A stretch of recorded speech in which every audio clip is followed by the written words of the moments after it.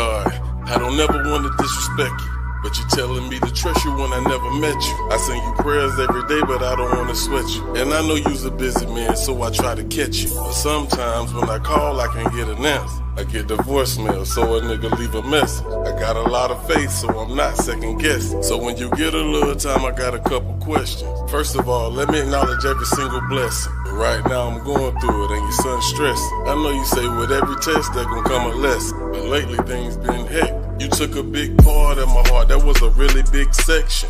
The feeling really was rejection. I lost my job, then my wife, then my brother, then my mother. If I fell short, I need an exception. Cause at that time I was working like a madman. I know I'm speaking past tense, cause motivation I ain't had since. My lack of patience I've been asking to put it in a bag that's plastic. Everything been tragic, and no, I don't believe in the magic, but I'm sick and tired of dealing with this damn madness. I need a handkerchief that's made with the same fabric that was in my mom's casket. That's all I'm asking. And I wish she had her mask on, cause if she had her mask on, maybe then she wouldn't have passed on. I'm sick and tired of singing sad songs. I know this the devil's work, but he need to carry his ass on, cause he consistent, he don't never quit. I've been dealing with some hella shit. Hey God, can't you just tell him this? I don't see him, he's irrelevant. In the room there's an elephant, so he should know that I've been heaven sent. Let me vent.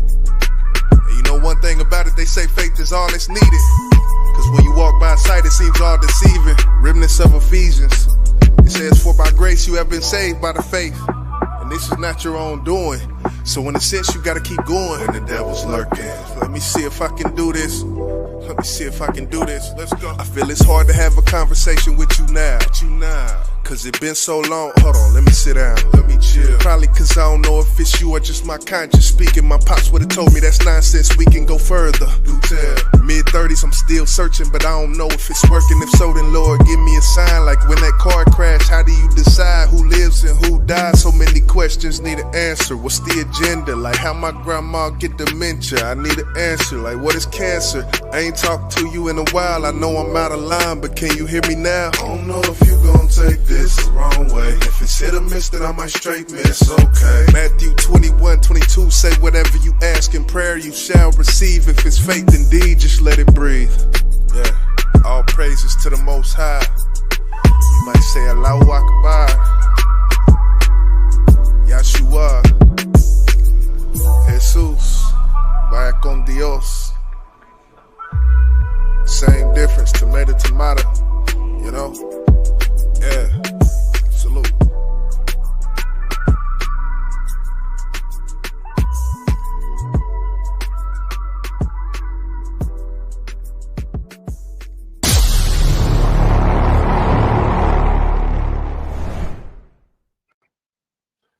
Yeah.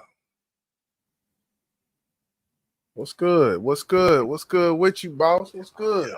Yeah. We back in the building. What's good, bro? Man. Feel good to be back in the motherfucker, man. I'm telling you. Yeah. Feels real good. Thank y'all for tuning in, man. Yeah, we've been missing in action. And I definitely apologize, sometimes life hits. In case you know I was sick and been out of town and all kind of shit, man. Making moves though, man. Bro said, hey, man, we got to get this shit back on the road. I said, God damn it, you right, man. You right. Moves, man. Making moves. So, yeah. Definitely, though, man. Salute to the people in the building. 80s baby in here early. Seeing Crucial pop up. Miss T, what's good with you? It's T in the building. Got some things to talk about, as always. Always, baby. Always. But, just put out. Go ahead, bro. I just put out my cigar after last night's win. So well, I ain't gonna lie to you. I was like, he's handling this very well. he ain't throwing this shit in my face yet. I started with him. I'm expecting this nigga to give me the business. Right. But hey, I'm a fair sportsman.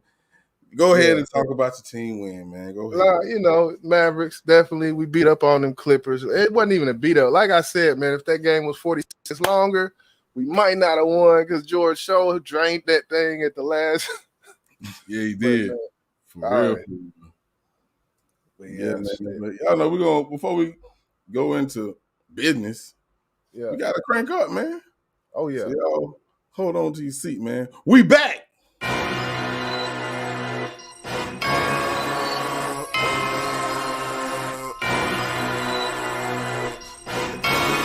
One time, let me pop my shit, man. Big talk.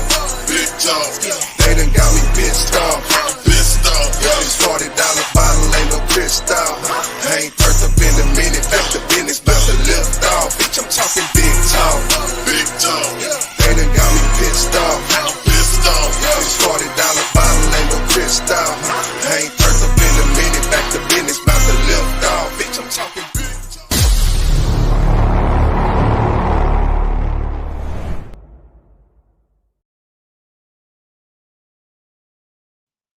Oh, that's that shit. Yeah. Salute everybody in the building, man. I want to welcome everybody to Big Business Podcast, man. Episode 23. If it ain't big business, nigga, we ain't talking about it. You understand me? Yes, sir. So man. We're gonna start off with where we're gonna start with the joint. Yeah, we're gonna start off with Mr. Jordan Lucas, man. Of course, I know y'all been paying attention. I mean, you can't miss it. It's all over the fucking news. The new diss wave, that's what I call it. Right. Everybody want to diss every goddamn body right now. You feel me? They said Cat Williams started all this shit. No. I heard somebody say that. I said, how the fuck it bleed into rap though? Like, nah. I think what happened with Cat Williams is him calling out people. And then, but that kind of died down a little bit, and then this popped up. Right. Kendrick Lamar started this shit. That's who started this shit. Hey, something had to be done, man. Yeah. Well, we're gonna talk about it. But we have one brother, Mr. Jordan Lucas. He's begging. Y'all like begging for what? Listen to what the brother say. Just stay in my pocket and pray to God and hope that somebody disses me first. Woo! That part. Diss me first. I wish y'all would. Because then I'm not technically wrong for going crazy, right? That's right. So any rappers out there, if you listening to this shit, please, or even on some competitive shit, diss me. I'm not talking about the minions and none of these little niggas, independent motherfucking rappers trying to come up and try to use my name and get popping. I'm talking about the niggas that are on already. You feel me? All of the big niggas, pause, and niggas in the game. You know what I'm saying? And niggas that, say something. Niggas that went platinum before, you know what I'm saying? Niggas that are on my level or on my wave. Them niggas, not the, you know what I mean? Diss me. See what's up from there. Let me jump out the please. Get with me. Tap me in. Get with me. Tap me in. Tap me in, my nigga. Just don't want to be the aggressor. Pause. Nah, they don't want to be the aggressor. I want to sometimes. You feel me? I feel like bullying niggas sometimes. Bullying. Hey, Jordan, he on his shit. He said, "Hey, please, nigga, please. I want to bully me a nigga." So, what's your thoughts on him? Doing this, making a statement in this interview. Is he out of line? Is it all in fun? What's your thoughts, bro? Yeah, to me, it seemed like that's all in fun when it come down to it with him, man. He wanna push his pen. He wanna put his hat in the ring. Hey, he ain't finna jump out there. I'm not finna jump out there, but somebody say my name, please do. Like, this is hip hop, man. This is what this is what it is. It's just competition, man. It's just right. And I think that's all he want to do. He want to be competitive at this point because he's watching all this, I guess you would call it fun for him, happen right in front of him. And he want a piece of the action too. I don't think he want to take it to the point where he lose a friend, you know what I'm saying? A comrade, right? Colleague that he got respect for. I think he want to do just like you want to hear, lyrical competition. I don't see nothing wrong with that. Oh yeah, nah. He want that. He want that J. Cole smoke. He want that K. Dot smoke. He don't want that Chris Brown and that Quavo smoke. Nah. I don't think he mean that. And his music, he don't even give off that type of energy. When you look at his body of work, that's not what it is. But when it comes to hip hop, he definitely, I think he's understanding more and more that he's one of them guys, like in these categories that people talk about, because he is one of them guys. So I ain't mad at it at all, man. Let me ask two questions. First question: where would you rank him in the newer generation of hip hop lyrical artists? For one, that's question number one. And two, if he was to actually battle anybody from the big three, who would you want to see him battle? Where would I rank him? I would rank him when it comes to the lyricist crowd we dealing with today. I would rank him in the top 10. As far as the big three, well, it's crazy though. The top 5. I mean, name 5 other people that's going harder than him right now, like currently. You talking about lyrically, right? Right. See, I could name some people, but they catalog wouldn't even put them as someone noticeable. Right. I fuck with Don Tripp. I think he's dope. I fuck with Big Crit. I think he's dope. Big Crit has a catalog, but I'm pretty sure a lot of people don't even listen to Big Crit. Right. I think, of course, he don't have a catalog yet, but I think Demond is gonna make his way up there someday. But besides Demond, I would have to throw Big Sean in there. Big Sean, don't sleep on Big Sean, man. Big Sean ain't no slouch. Yeah. Understand? Yeah. Yeah, it's really, when it comes to mainstream music makers, industry artists that we know, I can't name anybody else, bro. You got to help me out, man. Well, I when it comes to that, I would say Freddie Gibbs. You definitely can't forget Lil Wayne. I mean, we talk about big three. If he not a part of this generation, though. But do we just view him as being add Eminem? Then if we was gonna add him, how old is Wayne? Wayne 41, I believe. Okay, well, I don't know. So yeah, that's kind of the point I was kind of alluding to. That it's for me to even say top 10. It's hard to find, 5, 6 other people above him. But when it comes to the second question you said about who I would like to see him and Cole. I ain't gonna lie. That would be dope. I think out of all the back and forth, him and Cole, that would be dope. Yeah, I think that would be super dope because I already know you feel like those, what you call them, made players? Creative players. Creative players. We got to see who the best creative player. Yeah, Cupcake in the building. What's good? Luke, Nikki knew. She said she loved Big Crit. I'm assuming that's what it said. Yeah. But yeah, Big Crit, super dope. I think he when it comes to Crit, man, I think the way he started off and the way he ended, he definitely grew in his music. He started off, it was a bunch of riding swings and just fun music, and then he completely flipped. It really didn't flip because he was always talking about something, but he really honed in to actually, I think, what he actually likes to talk about in his music, and it became more conscious. It became more soulful, became more singing, and I think that's why he's not at where he was at before, because he's not making that kind of music anymore. But still dope. Yeah, he's definitely dope. One thing about him, he drops his projects. He doesn't make a big rollout or anything like that. You have to be someone who follow Big Crit, he dropped something. Right. Yeah, and I don't think that's a good idea for him because he made a mark in hip hop.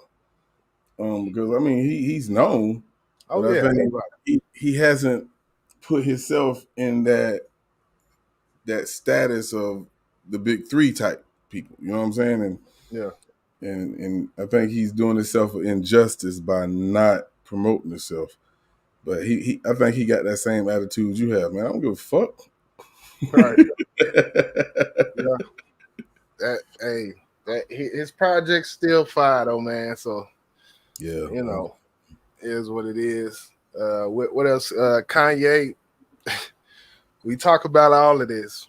We seen you know, from what J. Cole and then into the Rick Ross and into the Drake and Rick Ross back and forth. yeah. Now entering Kanye West, him throwing his hat in the ring, and it just, man, look. Yeah, he just threw himself in this shit. Like nobody Right. was talking about Kanye at all. Nobody. Kanye was just all of a sudden like, you know what? Fuck it. Fuck J. Cole and fuck Drake, pretty much. You know. Right. But we know Kanye and Drake got history. Of course, Cole and Kanye got history, but I thought that shit was dead. And I think he was talking about the false prophets or some shit like that. Like, Something man, like, yeah, it was over some religious or, you know, ideologies and all that shit. a nigga new say, how am I supposed to take someone seriously in rap beef when they have admitted ghost writers? Has he ever admitted to that?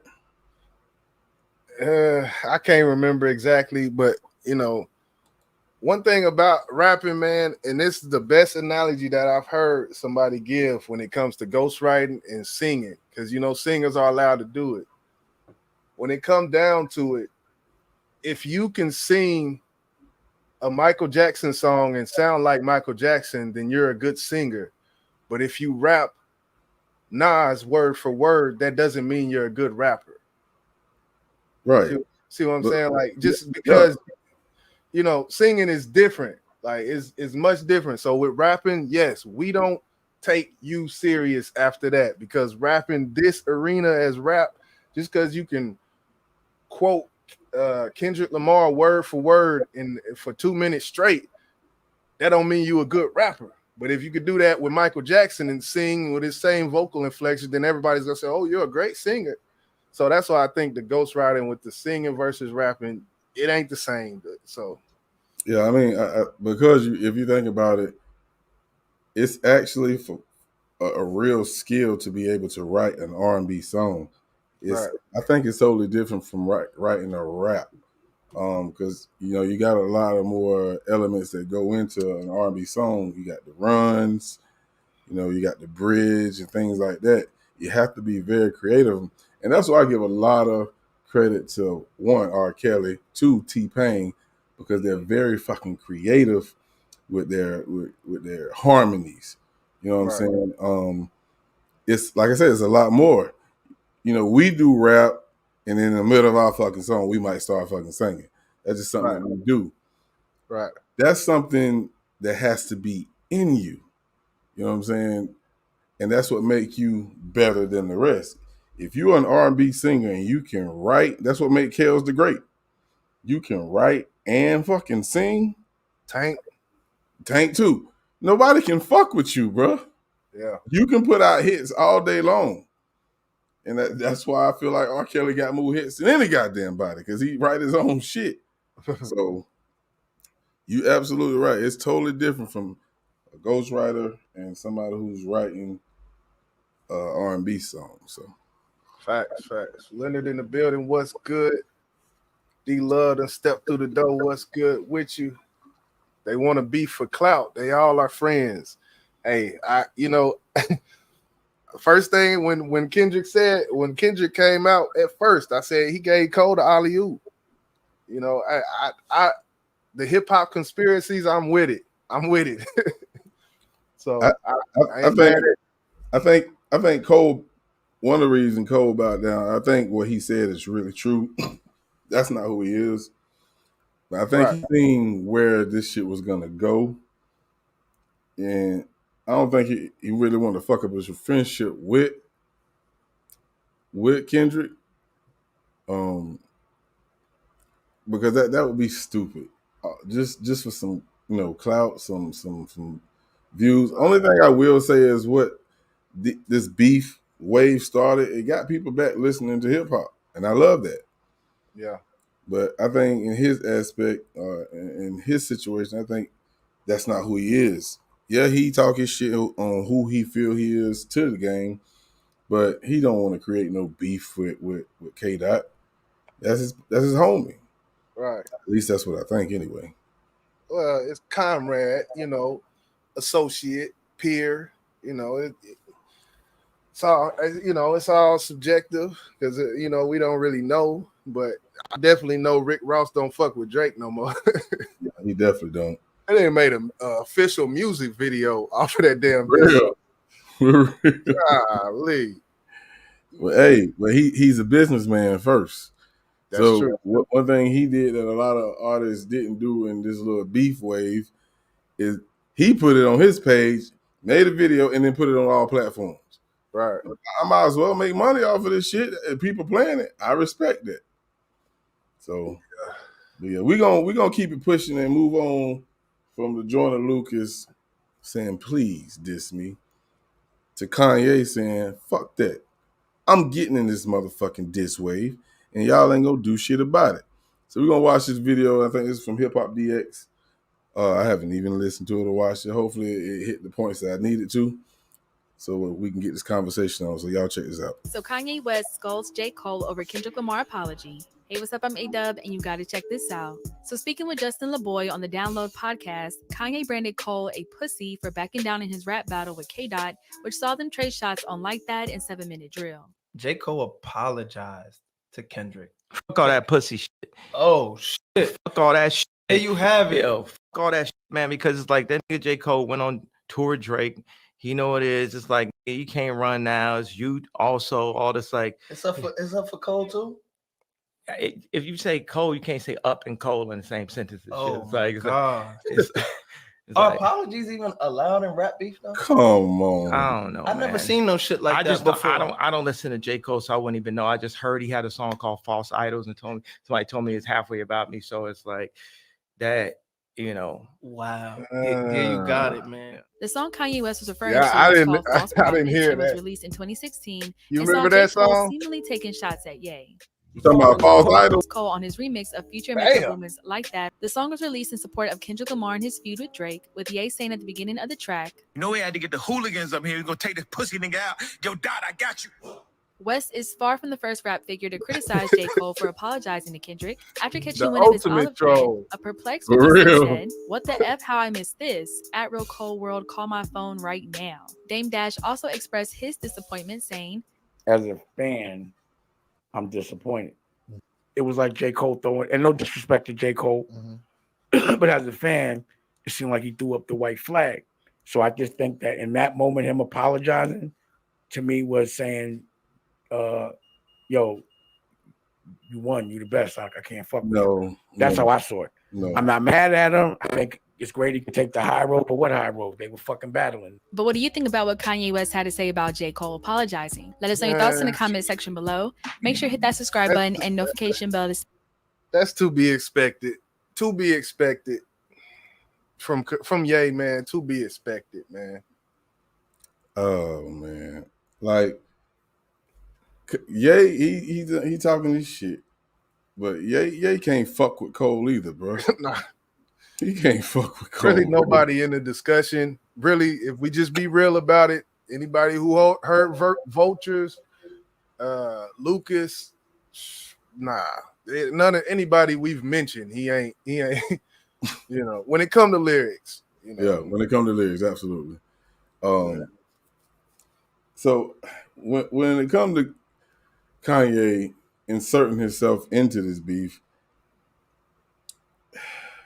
of course, yeah, we heard the history between the situation between Drake and the situation between Cole, but he wasn't saying any goddamn thing until this beef shit started popping off. Nothing. So to me, he was taking advantage of an opportunity to insert himself and maybe goddamn, get a few views, few clicks, get some streams, which he gonna get them regardless. But Right. you inserting yourself into something that's really popping. What you think gonna happen? Yeah, I don't think nobody. The way you know if you make a wave is if people respond. If you make a wave, somebody gonna respond. And let me tell you, I don't think nobody out of everybody is gonna respond to what Ye talking about. If I was Drake, I wouldn't respond. We know Cole ain't. He like, man, look, I'm on tour with Drake. I'm chilling, posted. So we know, as always, Nikki New gonna give us her opinion. She said, "This is just my opinion, but this is becoming two Real Housewives, the rap version. A bunch of emotional popping off." Yeah, I mean, hey, when it comes to the difference between what K Dot and Cole was and compared to what this is, yes, this is becoming. I agree with that statement because it's a difference. One is more entertaining, one will create more buzz, but like I said on my shorts and all that, man, that Cole and Kendrick, that's what I wanted to see. All this other shit, Drake and ASAP Rocky going back and forth about baby mamas, and that's not what I ain't sign up for that. It's cool, but Yeah, Miss T said they too old for this, and that's one statement, and not geared directly to what we're talking about now. But what is too old when it comes to hip hop? For one, I think J. Cole and Drake and K. Dot, I think they're somewhat considered the middle child because they're really not young because they're in their mid to late 30s. Yeah. But Rick Ross, he's in his late 40s. We know Kanye's in his late 40s. But is there an age in hip hop? Because we still got Eminem doing it. Eminem's in his late 40s, about to be 50. Jay-Z, shit, I think he about to be 50. You got Dr. Dre, who's still producing. He's in his 50s. So what is too old to be a part of any type of wave in hip hop? And I'm just asking, that's all. Well, she said having beef. So I would assume she's saying, too old to have beef, in hip hop, which there's two different ways of looking at it. Because I look at it as, if you just coming from just artist to artist having competition, I don't feel like there's an age on that. But if Jay-Z would make Takeover right now to Nas, then will we say he's too old now? Or if Nas at his age and his growth, if he did Ether now, would we say he's too old to do that at this point? I mean, if it's entertaining the majority, the mass, then is it still too old? Now there are some people who feel like, man, why is you doing this? But let's do this. If somebody disrespects you, this ain't have nothing to do with music. I'm talking about just you in the streets and you out and about, somebody disrespects you. And to the point where they deserve an ass whipping. Are you too old to whip this person's ass? And like I said, again, I'm just asking because I hear that a lot. You too old to be out here fighting. You too old to be out beef. That means if somebody disrespects you, you're supposed to just lay down and take it. That'll never be me. Well, never be me, bro. there comes a level of discernment, I think, once you reach a certain age to know what is past that limit and what is, okay, you too old for this. I think there is some balance to that. So I can't completely write the statement off, but I will say at a certain point, everybody got a boiling point no matter what your age is. Right, absolutely. And that's the point I'm trying to make because we're not perfect. We're not perfect at all, and anything can trigger you. And it might be small to other people, but to you, it's not. You know what I'm saying? Motherfucker might be popping their gums. They might not even really know your background, and they might say something, man. Nigga, fuck your mama and all this shit, and you just lost your mama, and you fucking lose it. Cause I know I would. I know I would. Right. I ain't giving no goddamn exception because he didn't know my mom's dead. I don't give a fuck. You shouldn't have ran your fucking mouth, nigga. Hey, I can't be mad at you for that. You know, because everybody, like I said, everybody got they boiling point. They got they, you know, things that you don't go there and shit gonna happen. So, you know. Right. Yeah, I just wanted to ask that question. But yeah, salute to Miss T in the building. And what's it? Leonard in the building. Salute, man. Appreciate you for sliding through as well. Oh yeah. Appreciate all y'all for being here, man. But I guess we want to move on to the next topic. Yeah, man, we can go ahead and do that. All right. So what we at? Let me look in the private chat, see what we all got over here. I know. Yes, we can move on to you want to go to Ahmad? Yeah, let's do that, and then we'll move on from there. Okay. All right. So most of y'all know on my page, on my community crime page, I believe I might have did it on my regular page. I followed the Ahmaud Arbery case from day one. I was on that shit as soon as it happened. I knew what it was as soon as it happened because I'm from here. He stayed 3 houses down from me. And we know we got the justice we was looking for from the 3 cowards that chased him down in the streets right over here across the highway from my house. They have been charged with murder, hate crime, and they're spending the rest of their life in prison. Well, of course, that don't sit right with Greg McMichael's wife. She feel like the hate crime, those charges should be dropped. And who gives a fuck what you think?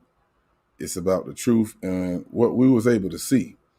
So I want to let y'all know what's going on right now in that case. I actually seen this yesterday. Put him up for a pass. Put him up for a pass. Y'all know what I'm talking about, man. Michaels. When you say Michaels, that's you said the wife. Who is the Michaels? I got the McMichaels. Those are the ones who killed him. The father and the son who killed him. Okay. I'm just making sure. Yeah. No, you good. You good. Because if you ask that question, somebody else might have had that same goddamn question. Yeah. So you good. So we're gonna watch this and let me know if you want me to pause it at any moment. So we can discuss some things about it. So let's put this up here real quick. Of course, your browser has lost connection. Y'all can still hear me? Yep. Okay, this shit talking about that lost connection. All right, so this is Indisputed, Mr. Put on Full Mask, and we're gonna check out what they talking about here. Matter of fact, let me put this up here like this. There we go. All right. Let's check it out and see what's going on and see what this idiot got to say.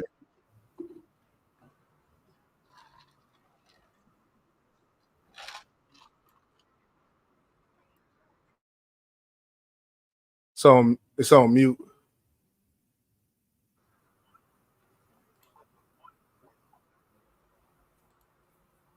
You said it's on mute? Yeah, I can't hear nothing. Maybe it's just me. I can't hear nothing. Put a 1 in the chat if y'all can hear it. Put a 2 if you can't, because I hear it loud and clear. So let me just check with the chat. Yeah, maybe I'm tripping. I don't know. Can y'all put a 1 in the chat if you can hear it? 2 if you can't. Or is it just quiet? I ain't got my headphones on. Hold on, I'm just waiting for the chat to respond.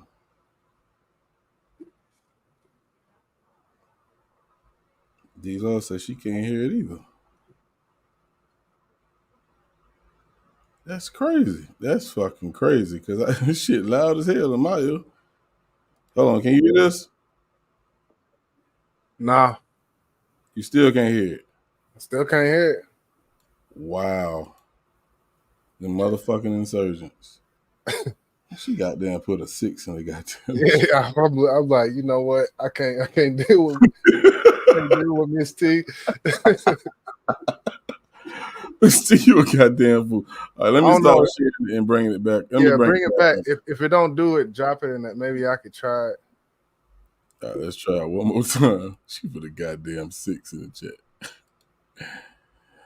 All right, let's bring it up one more time. All right, let me know if you can hear it. If you kill an unarmed you good. Black child, basically, you get money if you are connected to the family of one who did so. Put it up full mass. Now, this is wild, but the wife and mother, okay, of Ahmaud Arbery's killers fundraises $40,000. I have to remind you of the incident that shocked the world. Here it is. Where the fuck are they getting all this? Never mind.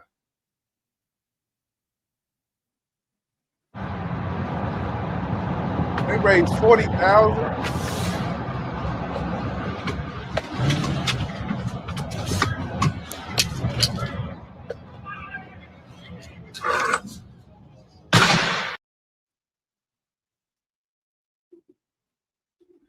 Yeah. I am not comfortable with showing this shit, man. I'm so sorry. Yeah. I didn't know that was go. Yeah, he got away with it.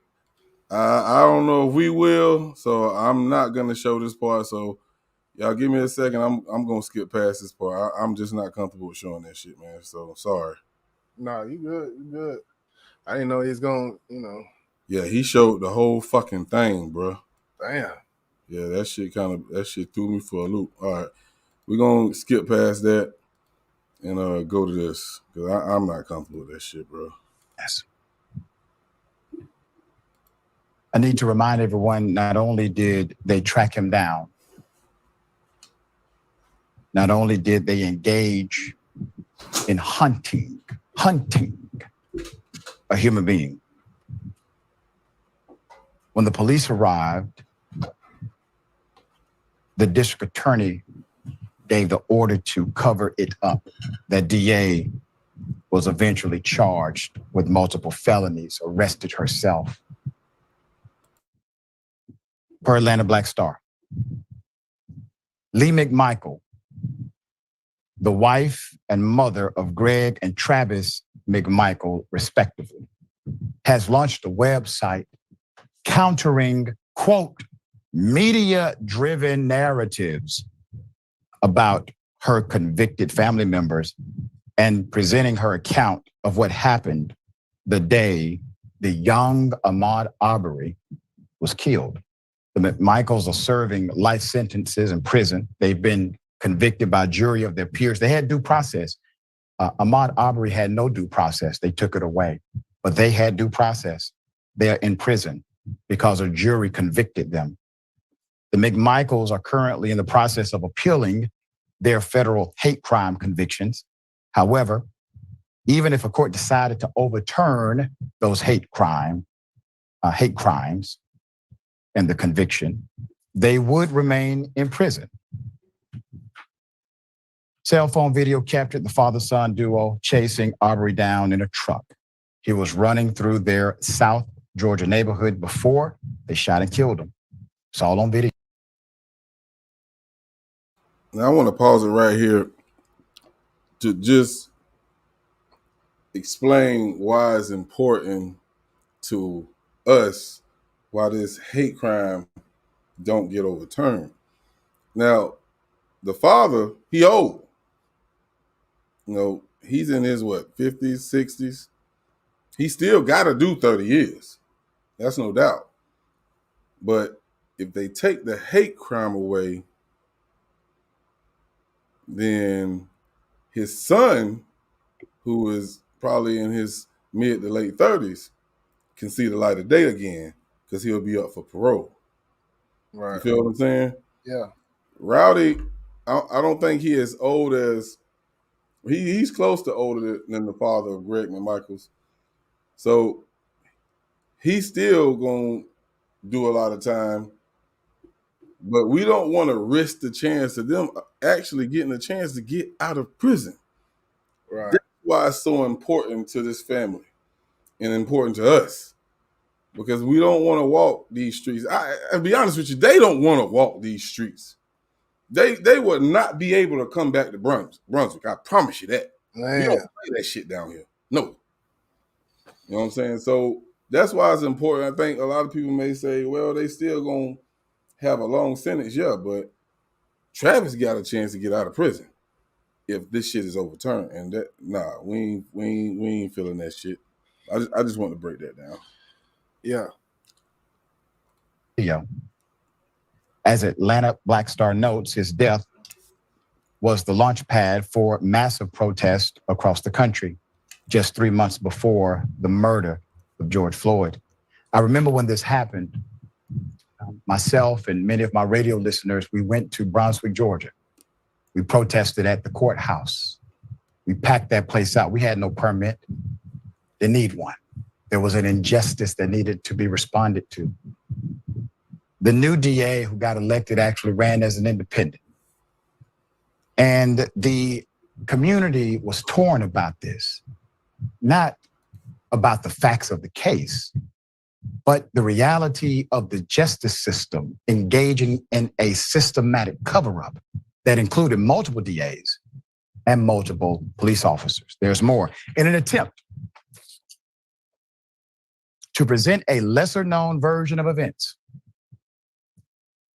Miss McMichael started this website to counter the narratives that painted her husband and son as white vigilantes who murdered a black jogger out of racial motivation.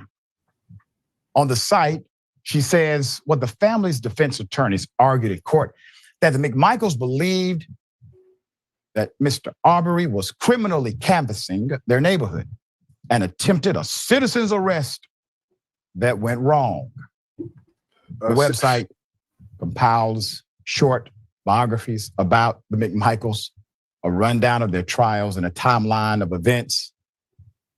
All of this from the perspective of Miss McMichael, as well as an entire section that criminalizes the deceased.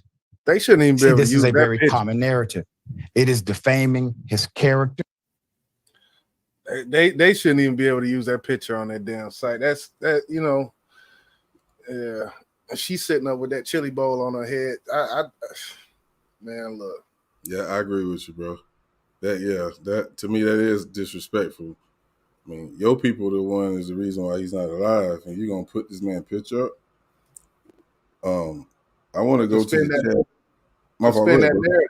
No, I was just gonna say to spin the narrative she wants out there. I mean, but we saw the footage. Like, it's one thing about if it was just when it first came out, they said he was trying to break in their house. That's what was said. When I heard that shit, I said, bullshit, cap. And I was a part of this Facebook group called Exit 29, which is where we live out here. They kicked me up out that motherfucker. I said, you a goddamn lie. He ain't trying to break in nobody's house. I know him. All he was doing was jogging. I said that shit. They got mad. They kicked me up out that motherfucker. I ain't give a fuck. Fuck y'all. Excuse my language. But you can't hide from what we see. Right, it's just like the Kanika Jenkins case. What we see is what we see. It's just like the case that 54 Keys working right now with the white man stabbing all them people. The Nathaniel, yeah. I don't feel like he should be in prison because of what I see in this video. You can't change what I see.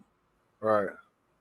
And when he shot Ahmad, bro, and when he fell, he was like, you fucking nigger.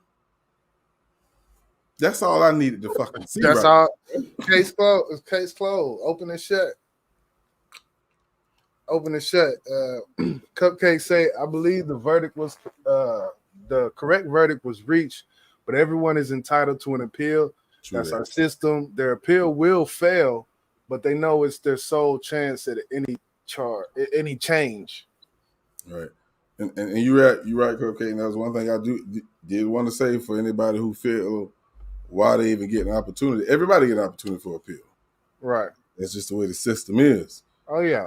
It don't mean they're gonna actually win it, but right. So. She got 40,000 for that thing. I'm assuming that's what D Love said. Yeah, that was for the that's for the appeal. I guess the 40,000. Who is these people with this 40,000? Like, is it a? It wasn't a go. Is it a GoFundMe or do you know? I mean, I don't know how she's raising it. I don't know. I haven't been on the website. I'm pretty sure it's attached to maybe a GoFundMe. Could be a Vmoo, could be Cash App. I don't know. Right.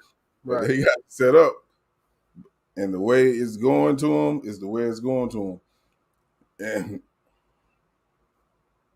of course, the lawyer's gonna take that fucking check. Oh yeah. Why not? Shit, you want to pay me? The lawyer might be like, you don't stand a fucking chance in here, but I'll take that check. Yeah, they gonna do what they gotta do. People, you know, I guarantee you ain't nobody look like me or you up there sending them money. No, fuck no. If you go in a neighborhood today, you'll still see I run with Maud pictures in people's grass. Yeah. It's in my neighborhood, you still see it. Man, we ain't playing with them folk, man. We ain't playing with them folk, bro. Yeah. What Miss T said, I don't know what was in their minds, but they away his rights, so for they should pay the price. Oh, man, listen.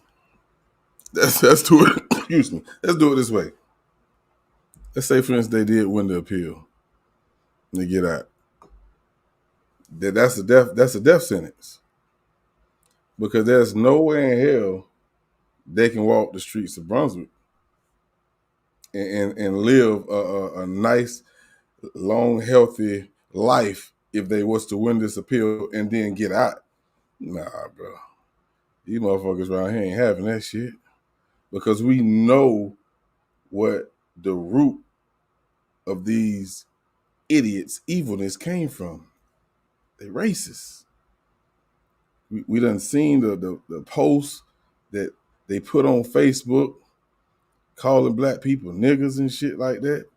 You can't run from the truth, bro. We know who you are. My next door neighbor, when this shit happened, I didn't know he knew the McMichaels. Before he moved, and I don't know why he moved, we sat outside and talked.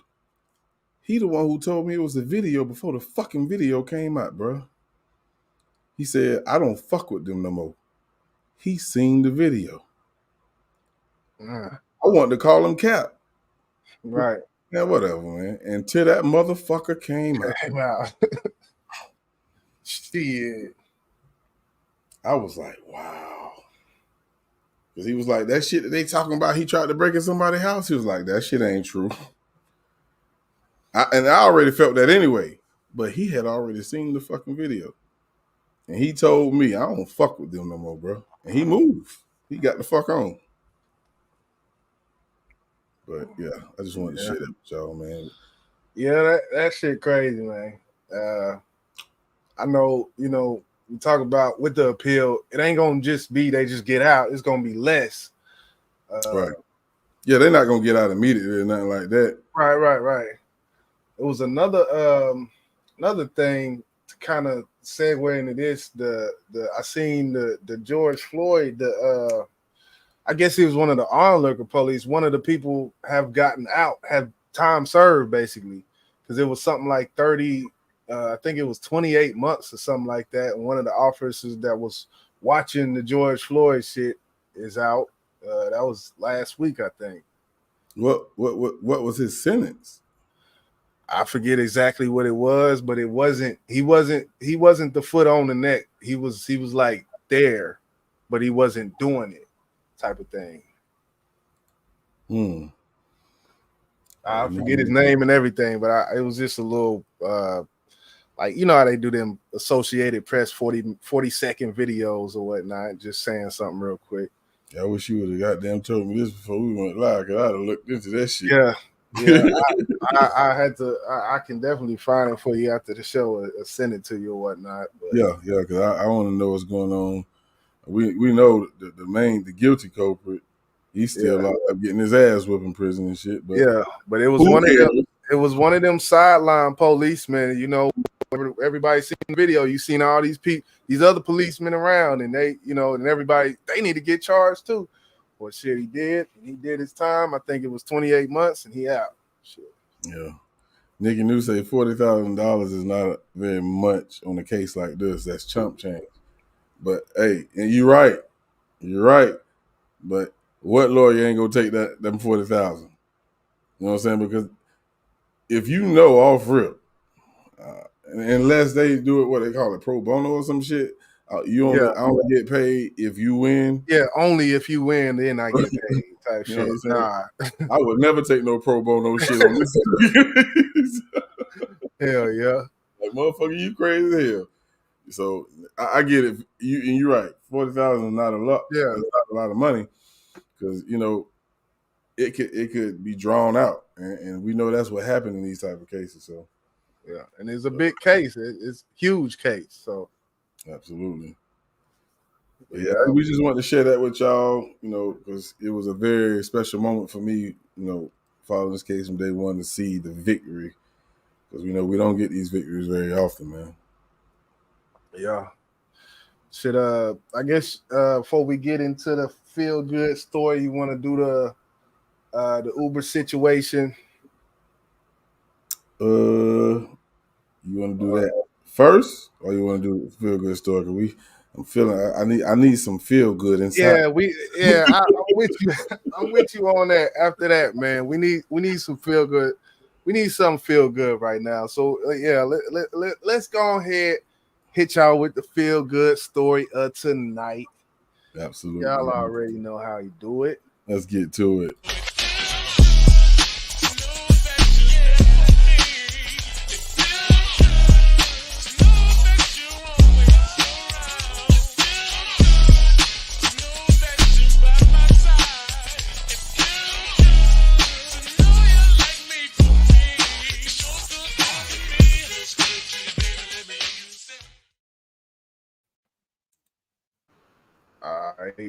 Oh shit! I'm pulling.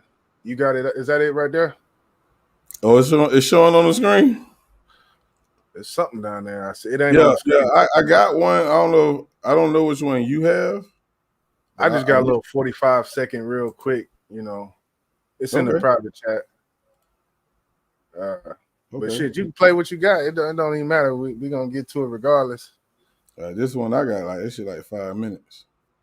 We ain't gotta watch it all, but I think it'll give more of a breakdown on why this is a feel-good story. But anyway, feel-good story of the night, people. It's sports related. Reggie Bush, former running back for USC, his Heisman Trophy was taken from him. And matter of fact, we'll just let this tell you the story. Hopefully they don't goddamn trip about this because it's a little bit of some footage in there. Yeah, some goddamn football footage, and I hopefully they don't take it off. It's NCAA, should be cool. All right, so let's take a look at this real quick.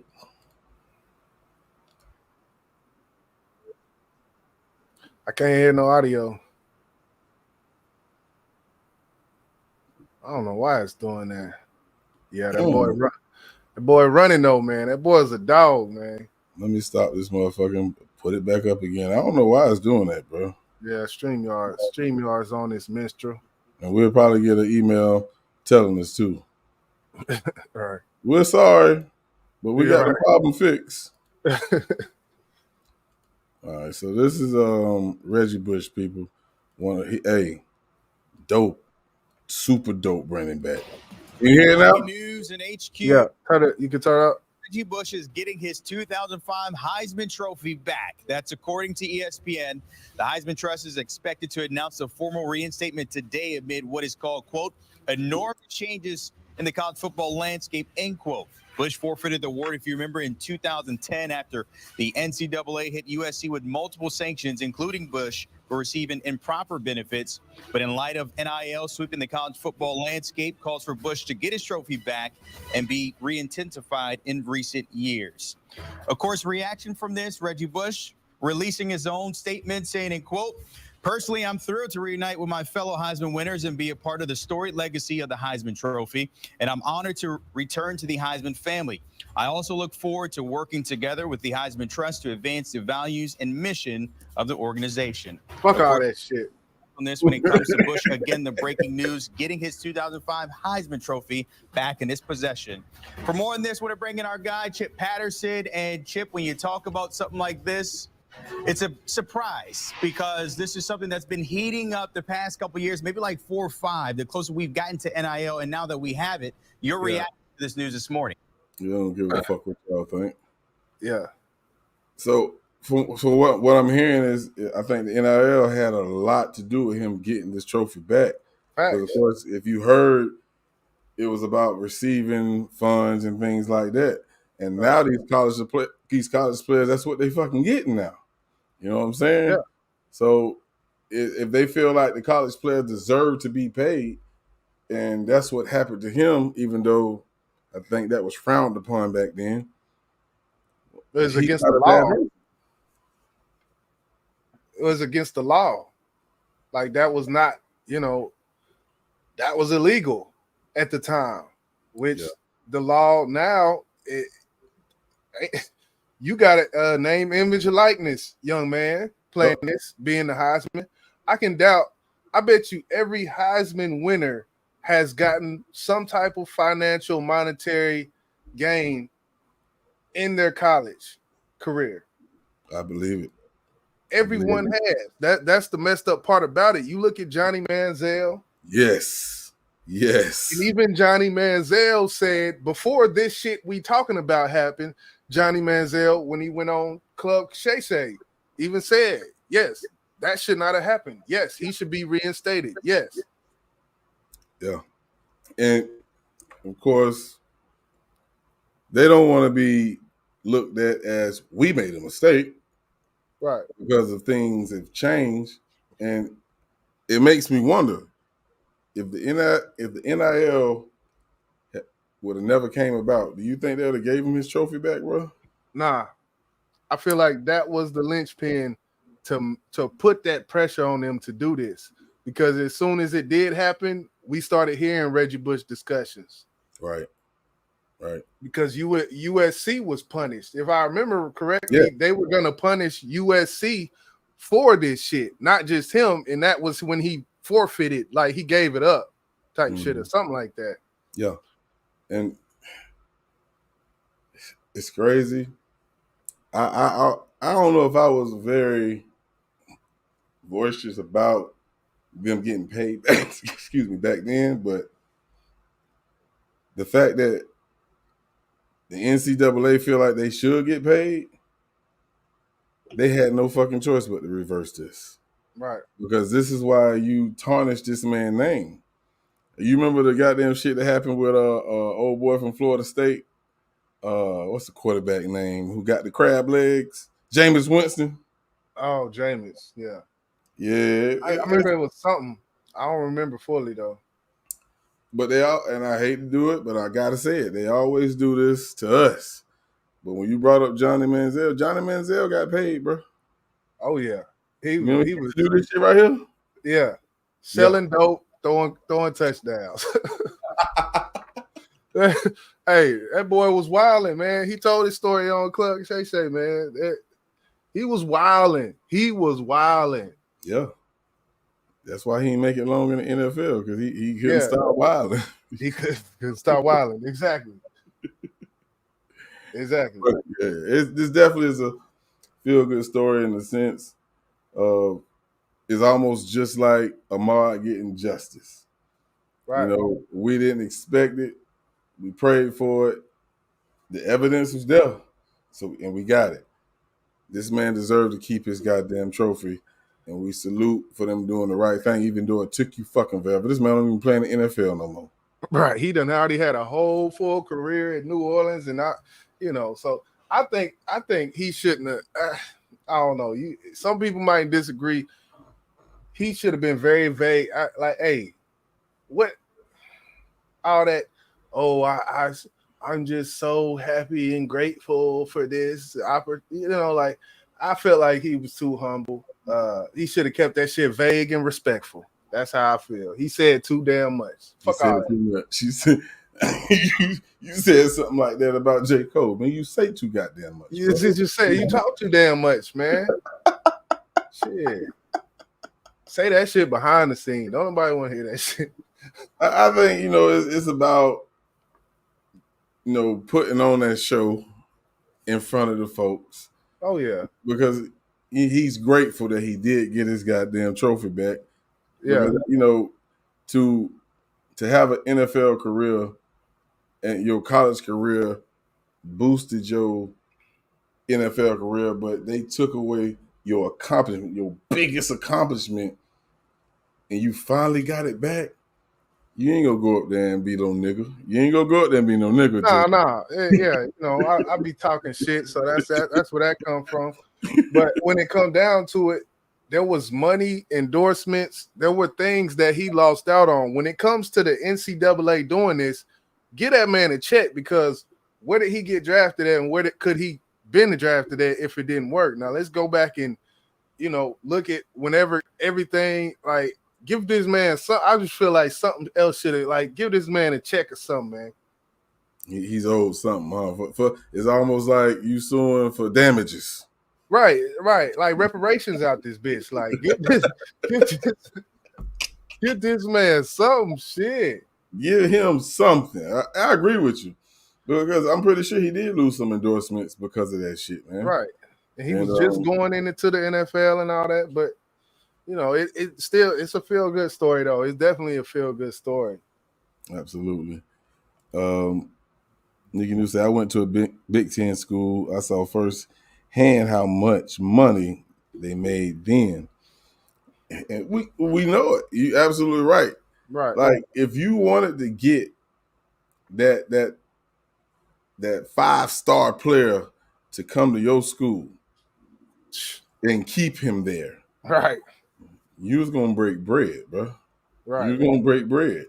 Because if this player was that dominant or impactful to your school or your university,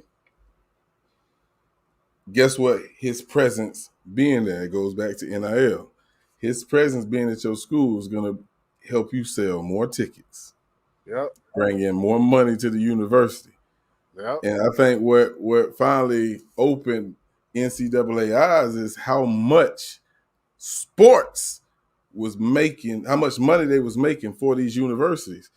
And the fucking players wasn't getting none of it. Look at Caitlin Clark. Yes. Look at Caitlin Clark. What she did for, was it Ohio?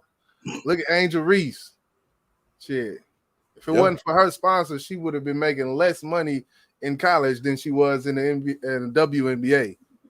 Yeah, she actually was gonna be making like the salary, I think it was like maybe $60,000 to $70,000 a year. That's some bullshit, bro. Right. But we have to look at it.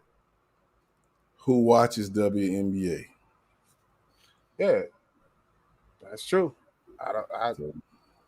Maybe more people will start with Caitlin going, with Angel Reese going. Maybe those two markets will actually grow their programs, and with them going to other stadiums, maybe those stadiums will sell more. So, I think it's dope.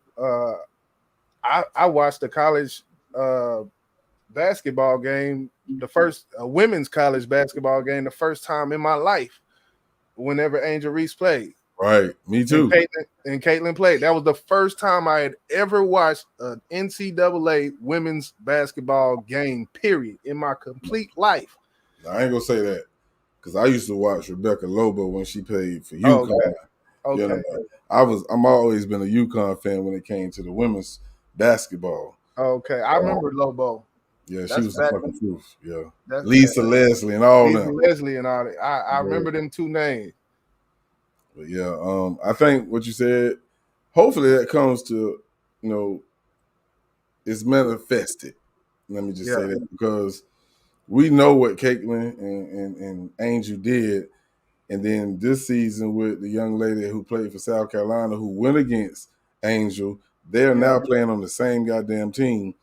And they have sold out their jerseys for Chicago. I can't think of the name of their basketball team, but they have outsold. This is no shot towards Dallas, but they have outsold the Dallas Cowboys football jerseys. Just them two females alone. I like to see it. I like to see it.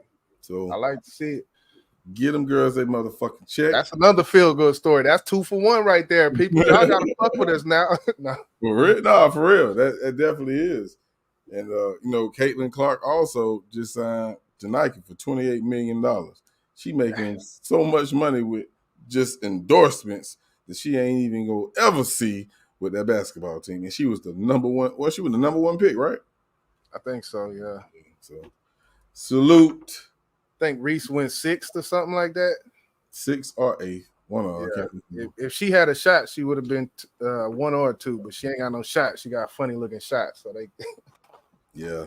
and she's sexy. They don't like that. But anyway, I'm gonna keep it moving. That was our feel-good story. So salute to Reggie Bush. And then, of course, to the ladies, man, for doing what they do for women's college basketball. And hopefully we see them make a mark on WNBA and hopefully get these other women's paid. Put that WNBA on your back and run with it. Run with it. So, yeah, that's tonight's Feel.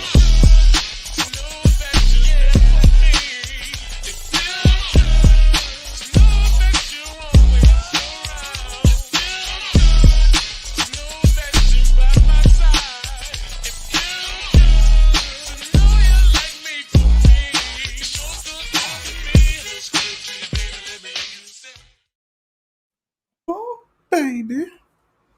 Right. Yeah. So we're going to keep the show moving right along. And I guess what we're going to go to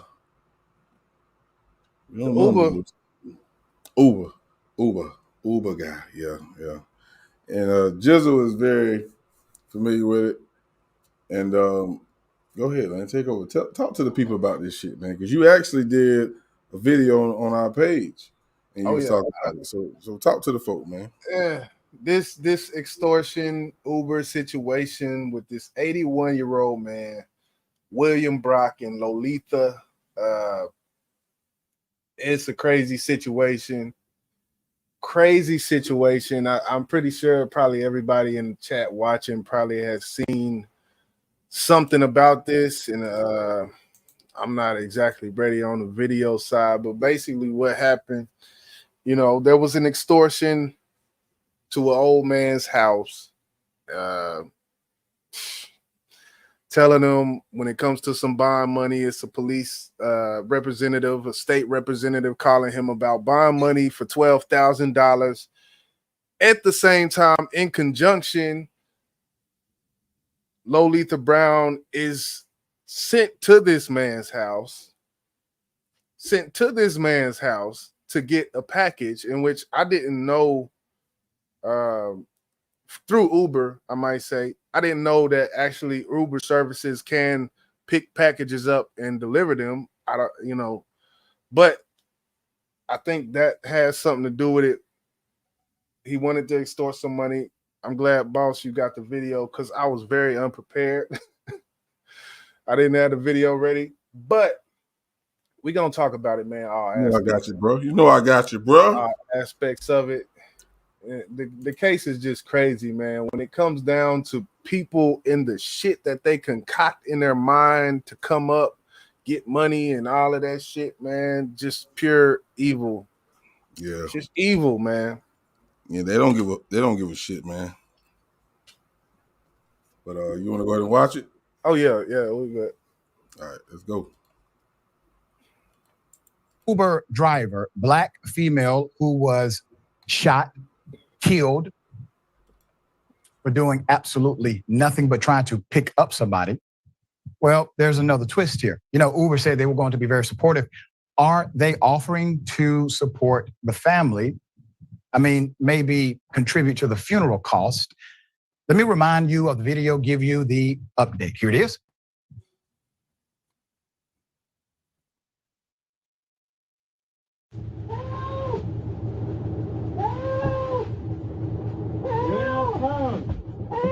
Help! Come on, get out! Help! Sir! Yeah. Yes, I know what you're after. You're after the... Help! Help! Help!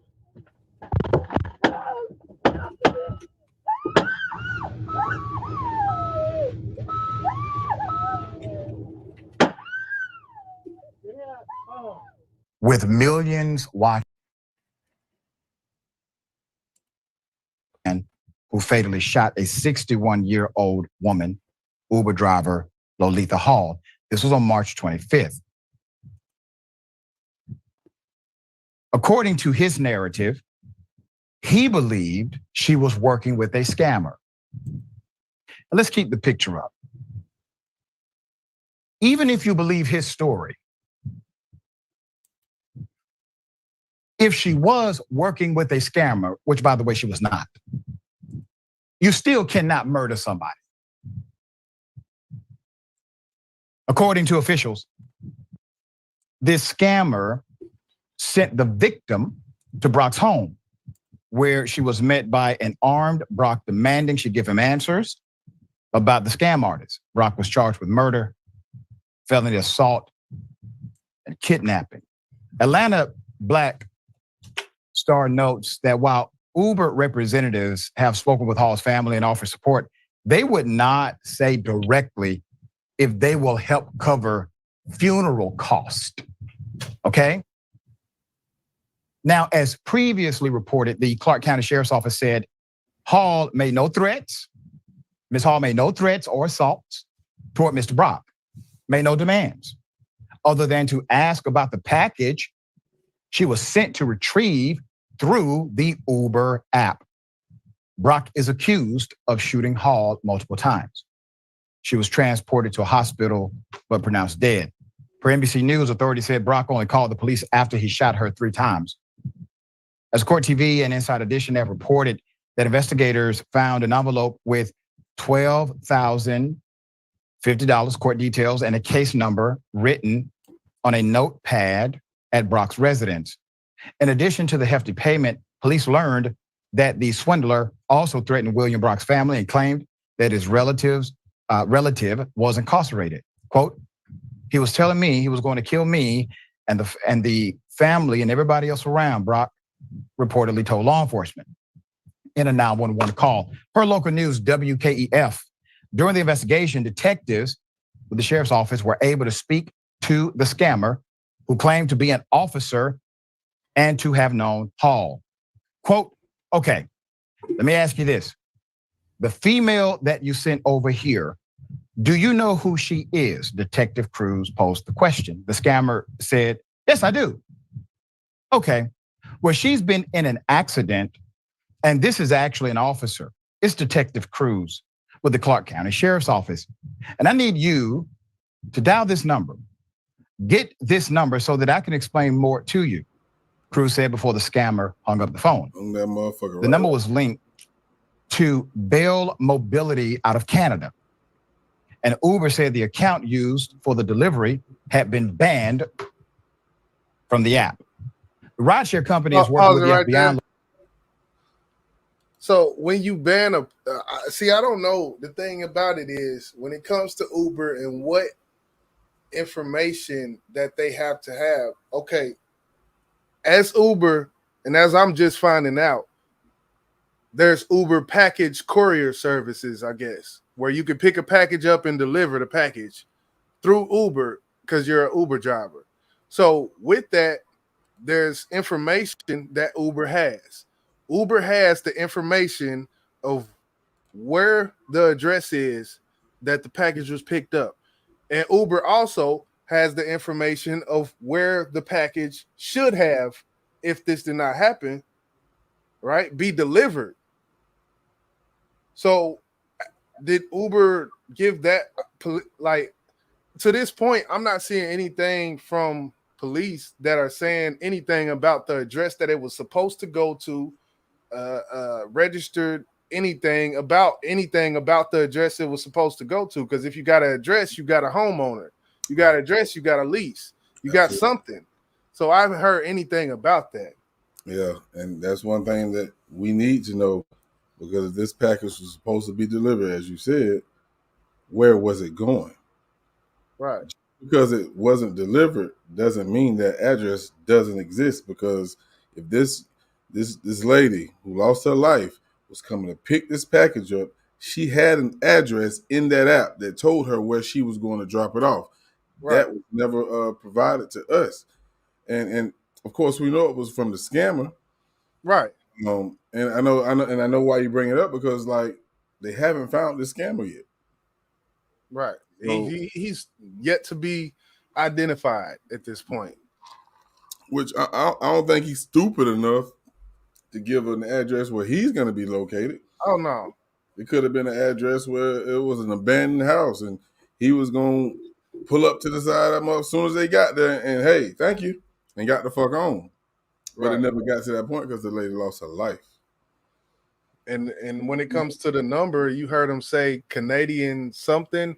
Like, I guess the number that he was calling from was a Canadian number or something. But, you can go to textnow.com and make your number anything, and it'll ring to your phone. So it's definitely a dummy number that he was calling from.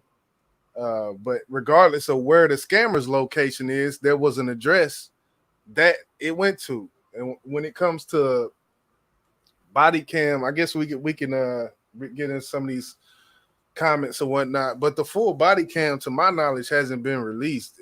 Maybe it's been released to the media, but I'm only finding small clips of the actual body cam footage of his arrest. Yeah, I actually seen some of it yesterday, and when he was actually reading that insert, when he had spoke to the scammer, you can actually hear him. Excuse me. The scammer was telling him, the officer, I'm a police officer too.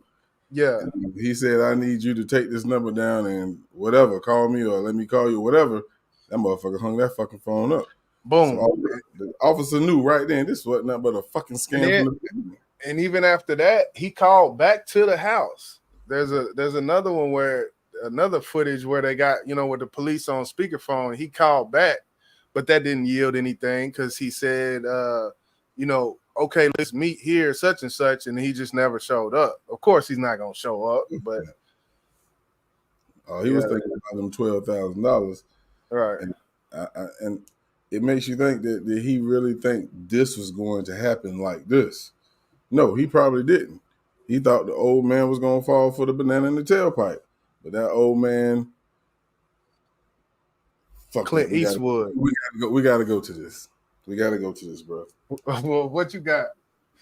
That old man. That's murder, bro. It's murder. Point blank. Period. It is. I watched the video, bro, and your points was valid on what you felt like was going to happen. And during that video, you heard it. It's like he didn't know. I don't give a fuck, bro. That lady was trying to get away from you. So if she was trying to take your money, you haven't gave up nothing. She's trying to get away from you. Just like old boy said, you ain't got the right to take her fucking life, bro. That's true. He deserved to sit his happy ass down in prison for the rest of his life. Hey, I'm sorry if y'all feel different. I'm sorry. Nah, and I hope my video, I'm always gonna, throw little things out because I feel like one of the things that may come up is his awareness of everything, life in general. If they try to use the insanity defense, something like that, to say he didn't know the full ramifications of what the guy was saying. He was in this such and such state. He's 81 years old. I heard the 911 operator where he was talking, and he sounds like this.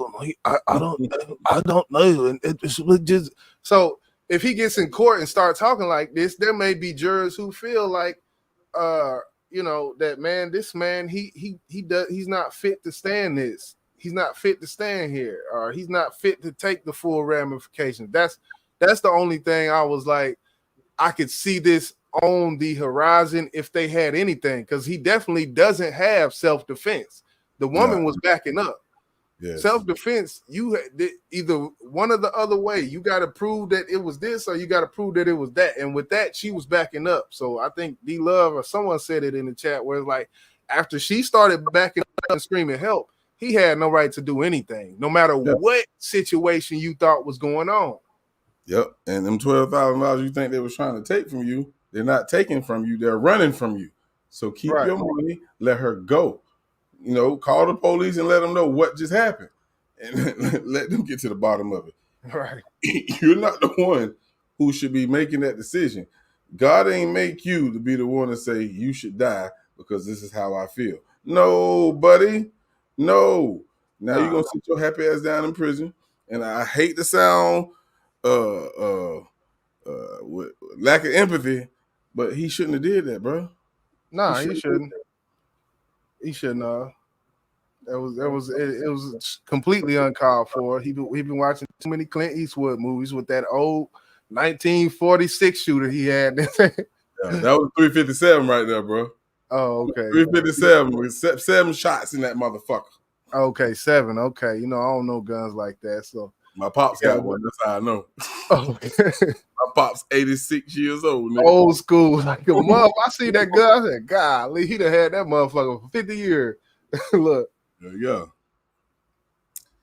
Let's see what they talking about in the chat. Miss T said, "I know he was old and could have been scared. He should know that you can't shoot people that pose no threat." Exactly. The lady posed no threat. No threat to him. Now, if she was coming at him like, hey, come here, old man. Right. I need that $12,000. Then, yeah, I might would have popped your ass too. Right. You feel what I'm saying? Right. But she was trying to get away. She's like, help. That don't sound like somebody that's trying to hurt you, bro. Nah. Hell nah. Hell nah. Miss T said he shot her because he wanted her to stay there until the police came. She shot the first time she was in the car. She ain't shoot. Is that what you meant to say? I don't think the lady had no gun. I think she meant to say he, because he shot one time and it hit her in the leg first, and then he shot 2 more times. I think she meant to say he. Okay. And he shot in the leg, then shot in the shoulder. Then there was a third shot. Right. I think that was a shot, which I don't know where that shot hit, but I'm assuming that was probably the kill shot.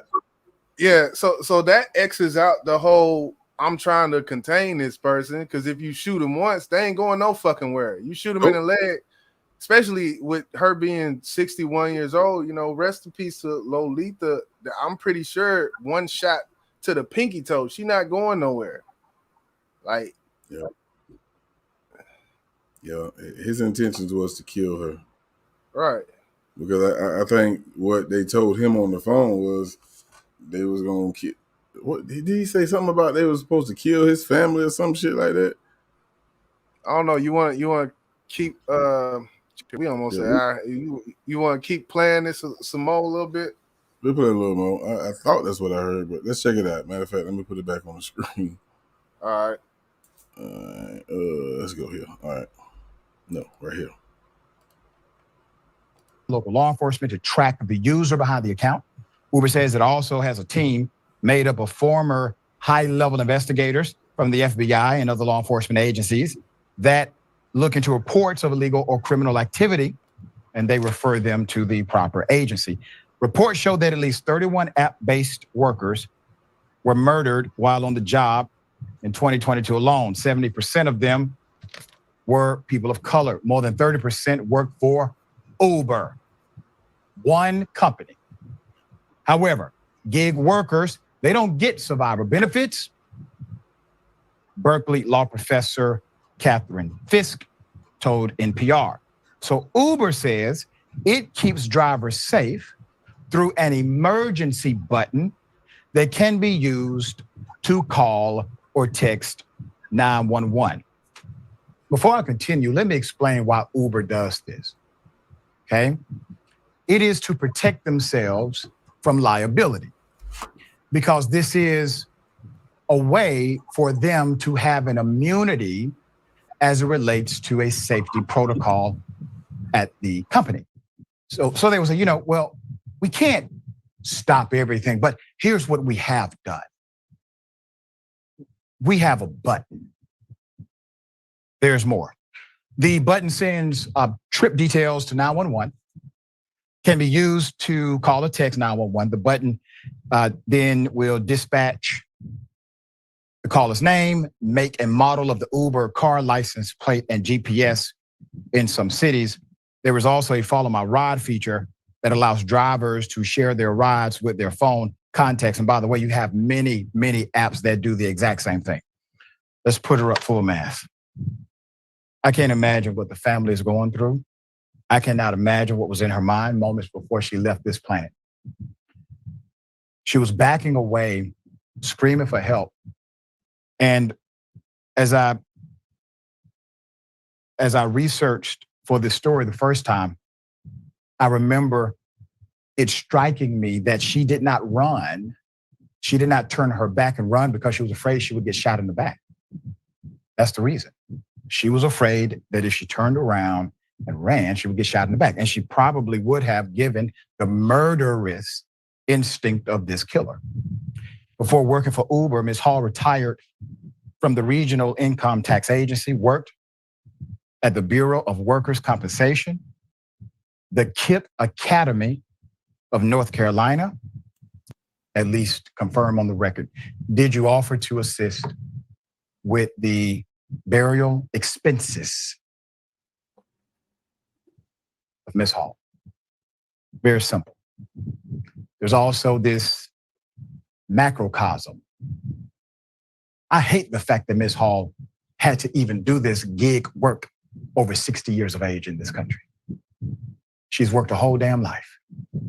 And then the 81-year-old white male who was involved in some scheme or scam against him. That does not give you permission to put bullets inside of a 60-year-old woman, period. Facts. Big facts. Big facts. Yeah, so we shall see what happens. Hopefully this isn't one of them things where it just goes away into the abyss. We can actually see, what goes on with this. But I'll keep my eyes peeled, Yeah, it's crazy, and like you said in your video, the chances of them catching the scammers is slim. Can they? Right. They're gonna have to put in a lot of legwork. They're gonna have to, pay the FBI. They're gonna have to put them on payroll and get them to working and see if they can go with IP address and things like that. I don't want to say it's impossible to find him. Right. These scammers, boy, they slick with it. They slick with it, man. So, like Miss T said, rest in peace, Queen. Be careful out there. Be careful out there. The internet era, the internet age is a gift and a curse. And this is an example of one of those curses. Because two innocent people's put in the situation and they don't understand social media. They don't understand the terrors and the evils of the internet. Right. And how the scamming shit goes on. It's a fucking app where you can make money. It doesn't matter. It doesn't matter.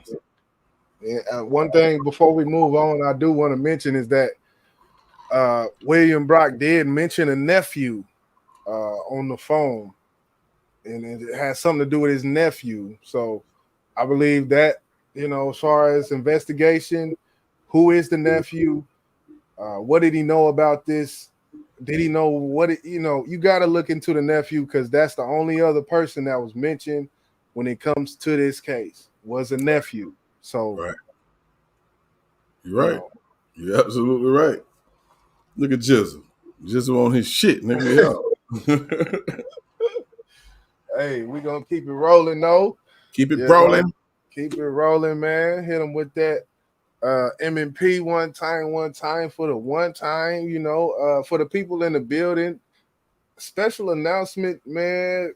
Bank Music Group, definitely. We will be putting out some things coming soon. There will be an EP dropping on all platforms coming soon. That's all we got right now. Coming soon, there will be an EP dropping from Bank Music Group. That's Boss, YJ, Crucial K, Neutro. Y'all know the squad, man. So, yeah, just be on the lookout for that. Just a little announcement for the people who in here. Yeah, and y'all get it first because you here, and that's what means the world to us. So y'all know we at the end of the show. It's time for the meat and potatoes, baby. Let's get it.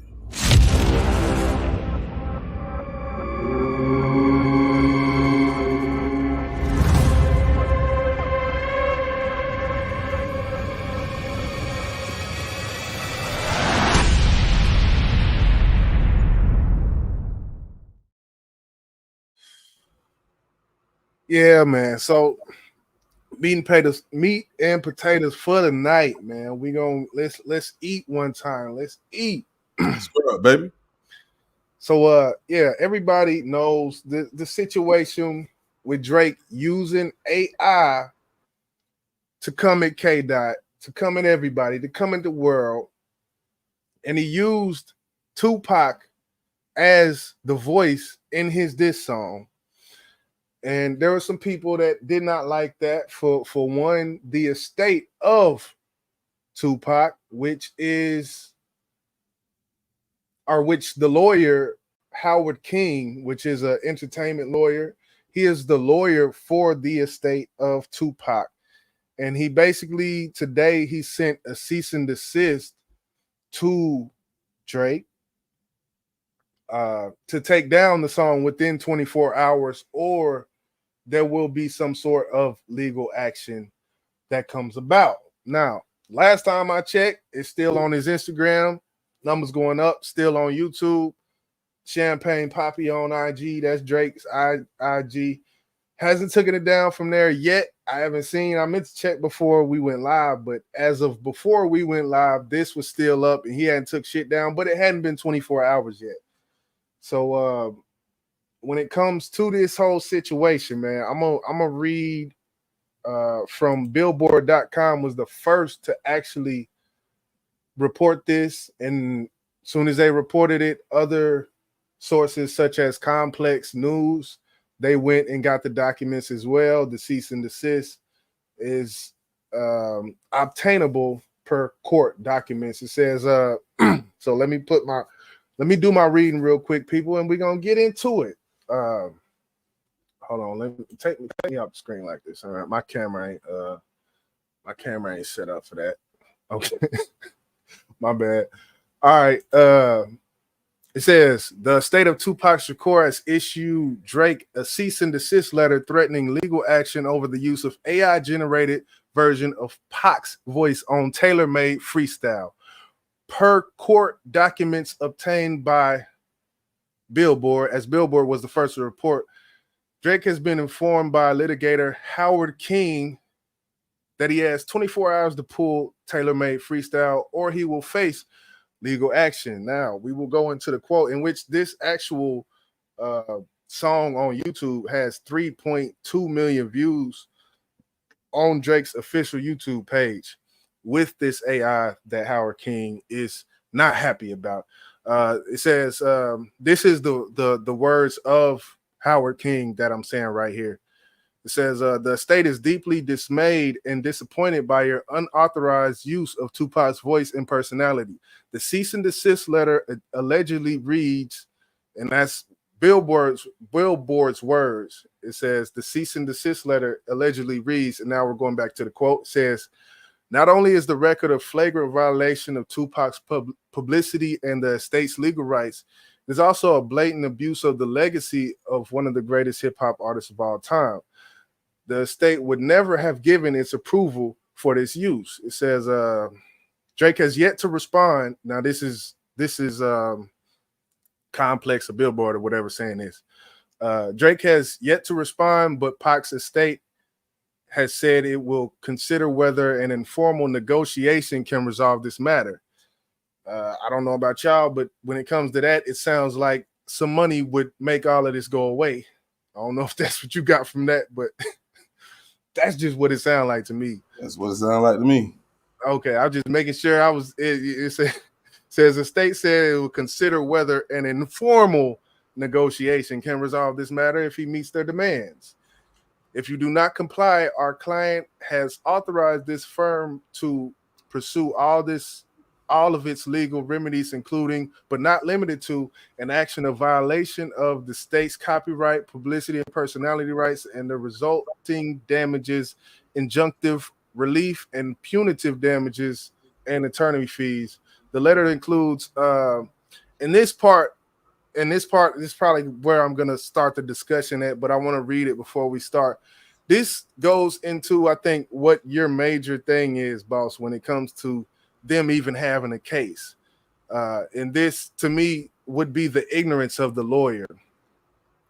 Howard King, which is the lawyer of Pac's estate, wrote that the intellectual property of Pac's discography was potentially scraped to create the fake Tupac AI on the record. And as a result, Drake has been asked to detail how the sound alike was created and the persons or company that created it, including all recordings and other data scraped or used. So the lawyer, the way it kind of reads is from the lawyer's words is that he's ignorant to the fact of how AI is created.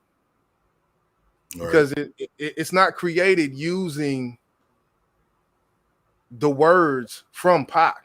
Absolutely. It's an algorithm that feeds into a plugin and puts out an output. It's input and output. You put in someone's voice and it spits out an output that is nothing to do with any word that he said. It's completely artificially generated. Right. And this is new technology. Like you brought up a great point in our group chat. When there are new ways, just like you brought up when the internet hit. Right. There's a lot of things that can happen that we may find illegal or wrong, but if there's no laws in place for these particular potential crimes, how are they going to charge you? You see what I'm saying? So when we're looking at AI, which we know that's computer generated, and it's not a person. Now it's somebody who's it's like a plugin, like we talked about. If that's not Tupac rapping, how can you sue? It's something that sounds like Tupac. So when and shout out to Crucial for actually sending this to us, I'm thinking like, how can they sue? You know, Crucial, he brought up impersonation. I get it. You know, you can't impersonate a cop. You can, that's a charge. Matter of fact, I believe that's a felony. But when it comes to a voice, you suing somebody over a sound, you can't copyright your voice. You can copyright the words. You feel what I'm saying? So when it pertains to music, yes. Music, exactly. So if you hear a song with your voice and your lyrics in it, then obviously it's your shit. Oh yeah. But you're hearing Tupac, which we know Drake is actually rapping, but Tupac never said none of this. It's Drake. So how can you sue? So, excuse me. Yeah, and the thing is, you know, how you brought up the internet. When it comes to this AI, there's eventually gonna have to be some laws and some lawmakers who are looking at this and that are make it their life's duty to change this. Because definitely, whenever the internet came out, there was some people who made it their life's duty to be able to convict people who were committing crimes online or things that they thought were crimes or unjust. That's what the justice system is for, is to stop things that are unjust. Right. So from the point of Howard King and his position, I feel like this specific case, because of the way that it was generated, right now it may not have legs. But what I will say is that this may open some lawmakers' eyes up to what is actually unjust when it comes to producing music and copyright laws and all of this stuff. So I do think it's a needed discussion. It's something that's needed that I do think lawmakers should take into account, because to me it's not right. It's just not right. None of it. Right. The fact Drake used it, it wasn't right. And you know, I was listening to Joe Budden then respond to the diss. They said first they didn't like it. They thought that was kind of, you know, it wasn't tasteful at all. But they said the more they listened to it, they thought it was very creative and genius of him in the sport of battling, trying to battle against Kendrick. But I remember when AI first came out, me, you, and Crucial was backstage talking about it, and y'all knew I couldn't stand it. I hated that shit. Yeah. And I was seeing how this shit could be used.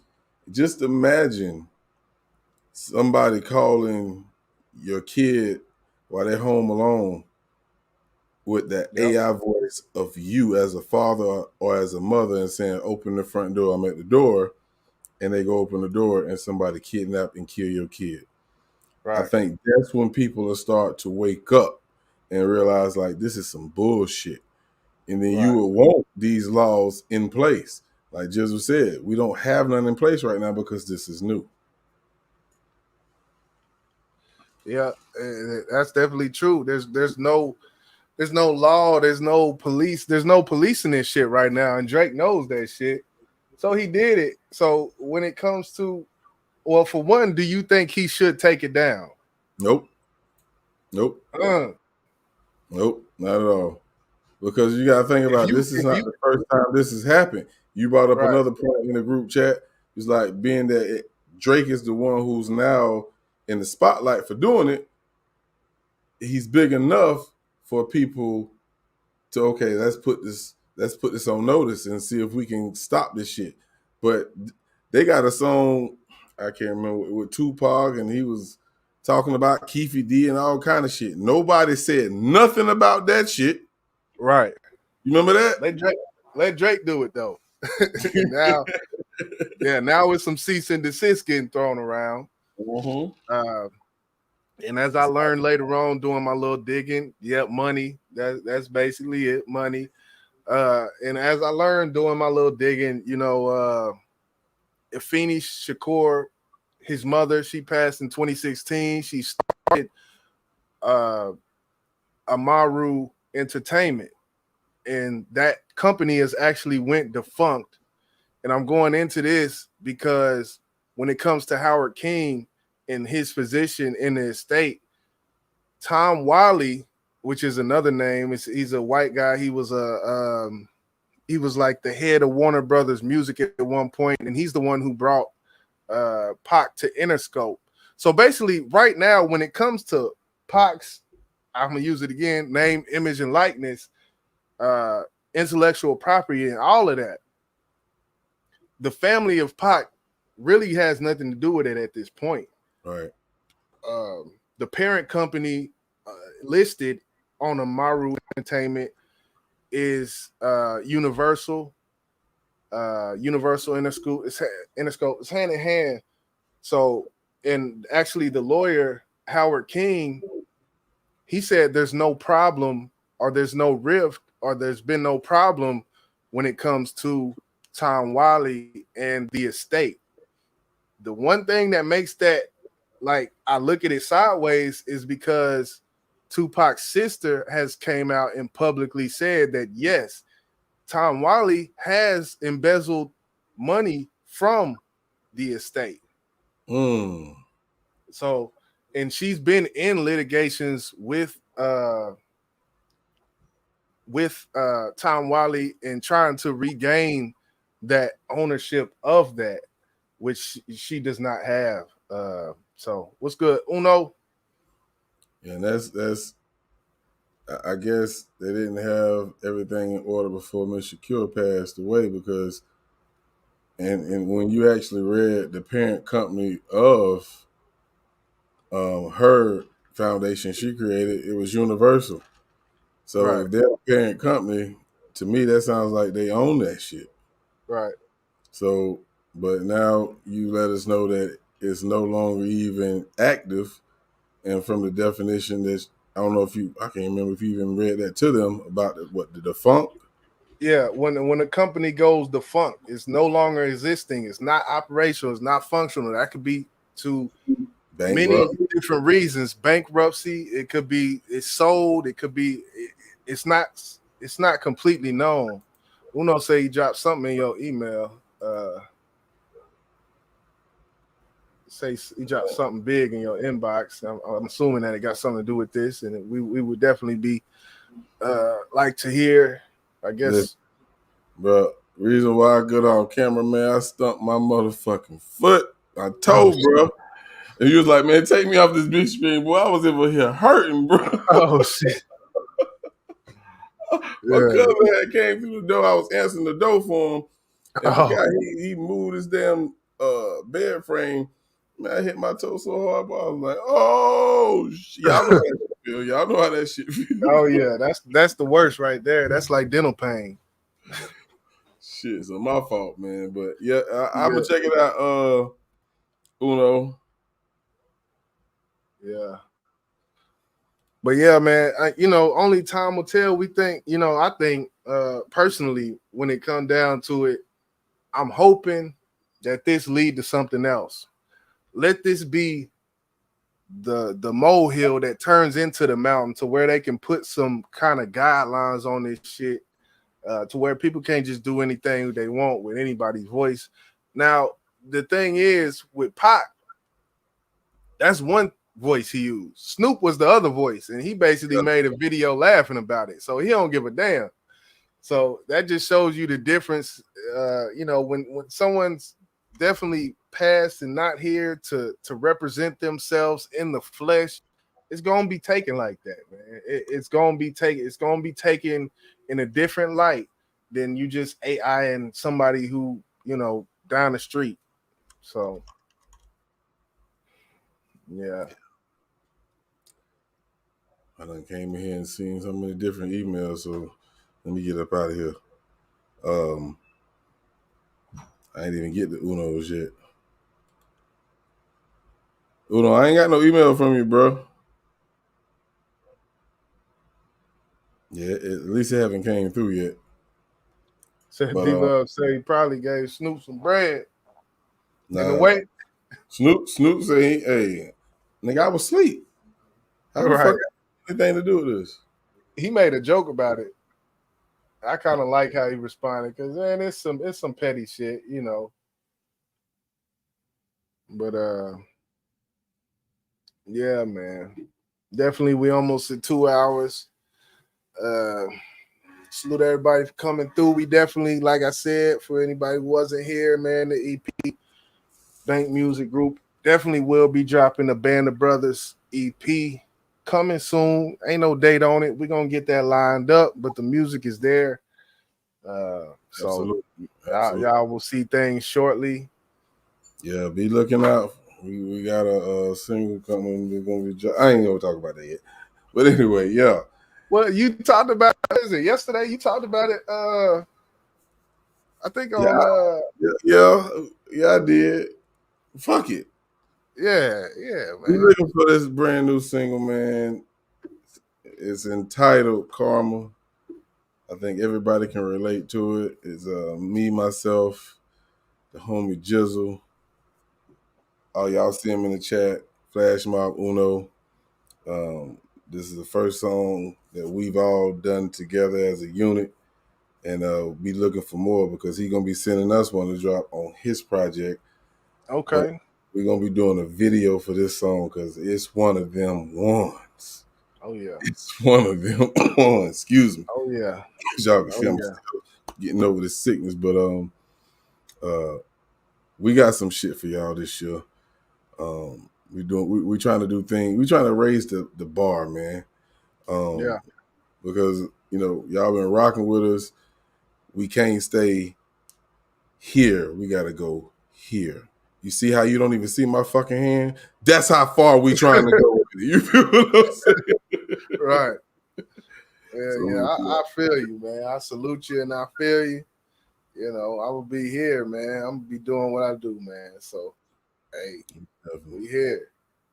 Yeah, we're going to go ahead and wrap things up, man. Get up out of here. I think the next live we'll do probably be in the lab, you say? Yeah. Probably in the lab, something. And I remember maybe in the future in the lab, Crucial was talking about a Trick Daddy versus who? Was that Plies? Was it Plies? Was it Plies versus Trick Daddy? Hey, King of Florida. Ooh. Yeah. King of Florida. What we doing, people? What we doing? Plies and Trick Daddy. Who you got? I'm just curious. Oh man. That's a real tough one for me. Because I fuck with both artists. I want to go with Trick, but that nigga Plies got a lot of motherfucking hits, man, bro. Look. That nigga Plies got a whole bunch of fucking hits, bro. And to be honest with you, Trick from my era, but I have to say, I think Plies got more hits than Trick, man. Well, one thing I will say, when it comes to both of them, early on, they both had more hits than Trick Daddy, he started doing cooking shows. So, but when it comes to Plies, his hits came early. He had a few viral things that went viral later on, and he's still making music and whatnot. But when it comes out of them hits, they careers is kind of neck and neck if you look at the beginning of their careers. Yeah. It's gonna be very interesting. It won't be me, but it'll be Crucial and my bro up here. He gonna be doing. I think I'll just be a DJ or some shit. Nope, I'm gonna sit my ass in the chat like Crucial do. Yeah, post it. But yeah, man, we're gonna go ahead and get up out of here, man. What up, Linus? Appreciate you for sliding through. We wrapping things up. Yeah, like Jesus say, man, be looking out for the EP Band of Brothers, man. Hey, we coming. Look out for the brand new single. Karma coming soon. Video coming soon. Frequency, another video coming soon. Frequency, yes, sir. We ain't playing. Yes, sir. We ain't playing. But on behalf of the Bank Music Group, we'll see y'all soon. And be ready. We turning up, man. Oh, yeah. I don't know. I'm just finna click something. Close my eyes and click something. Just take a Shawty got her booty so nice. What'd you say? Nah, I was just saying, just take a random, man. Don't even matter, man. Random. I'm just roll my mice. And where it stops, who knows? Nope, that's a goddamn story. Fuck it, we're gonna do this. We're gonna do it like this right here. The same way we started this motherfucker off, but we're gonna play the complete song. Let go.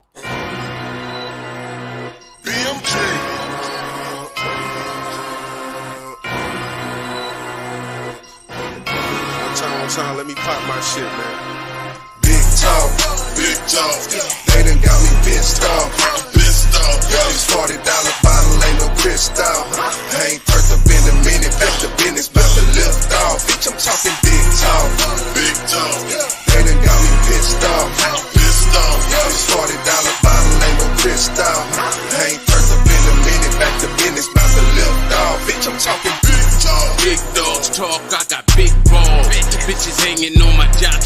get off.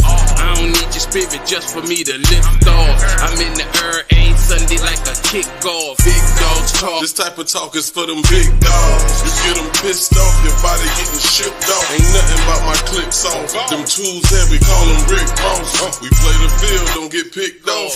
She complains that you fuck her with your dick soft. I come in hard every time with a stiff broad. She bring me presents and leaving me with gift cards. Brought a mistress in the mix, I'm like, good lord. Ask your bitch if I go balls in.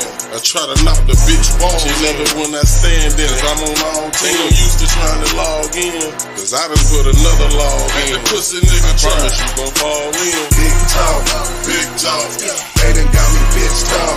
Pissed off. This $40 bottle ain't no crystal. I ain't turned up in a minute. Back to business, about to lift off. Bitch, I'm talking big talk. Big talk. They done got me pissed off. Pissed off. This $40 bottle ain't no crystal. I ain't turned up in a minute. Back to business, about to lift off. Good lord. Still in the jungle where it's hard to find a good job. I keep a bitch on the side with my good guard. No catfish when they pulling on my fish rod. I like a cutie with a booty on a thick broad. Drinking yak straight out the bottle. So don't be dumb and cause a problem. These niggas know we keep a couple problems solved. If it's go, we never stallin'. Niggas salute us when we fall in. We put in work, them niggas call in. Big talk, she's excited when I'm pissed off. She like aggression only time I rip her shit off. Bow legs, I just like to see the bitch walk. She said you ballin', bitch, no, but a big talk. His pride hurt while I got all grins. How the fuck you talking big? When nigga, we know you's a small man. Listen, pimp, don't try that shit again. Don't do it. Bitch, I'm the truth, this how I really live. I talk big and I do